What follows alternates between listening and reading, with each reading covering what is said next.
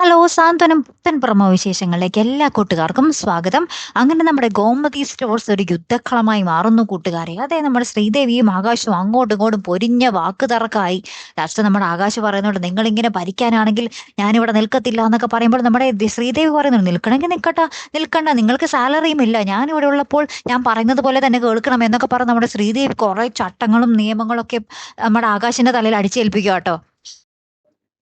പിന്നെ നമ്മുടെ ആകാശ് കടയിൽ നിന്ന് ഭയങ്കര ദേഷ്യപ്പെട്ട് ഇങ്ങനെ ഇറങ്ങിപ്പോയിട്ട് അവിടെ നമ്മുടെ ധർമ്മനോട് പറയുന്നുണ്ട്, മാമ അവൾ ഈ ഭരിക്കാൻ വേണ്ടി കാത്തിരിക്കുന്ന പോലെയുണ്ട്, മാമൻ വേഗം കടയിലോട്ട് ചെല്ലാം, അപ്പൊ മനസ്സിലാകും എന്നൊക്കെ പറയുക കേട്ടോ. അപ്പുറത്ത് നമ്മുടെ ഗോമതി ബാലന്റെ അടുത്ത് പറയുന്നുണ്ട്, ഗോമതി സ്റ്റോഴ്സിൽ അവിടെ ബാലേട്ടൻ ഇരിക്കുന്ന സ്ഥലത്ത് വേറെ ആരും ഇരിക്കുന്നത് എനിക്ക് ചിന്തിക്കാൻ പോലും പറ്റുന്നില്ല എന്നൊക്കെ ഇങ്ങനെ പറയുന്ന ഒരു നിമിഷങ്ങൾ തന്നെയാട്ടോ പിന്നീട് നമുക്ക് കാണുവാൻ സാധിച്ചത്. അപ്പൊ എന്തായിരിക്കും ഇനി നമ്മുടെ ശ്രീദേവിയുടെ ഉദ്ദേശം? ശ്രീദേവി എന്തിന് ഇത്ര കണ്ട് നെകളിക്കുന്നു, അഹങ്കരിക്കുന്നു അല്ലെ?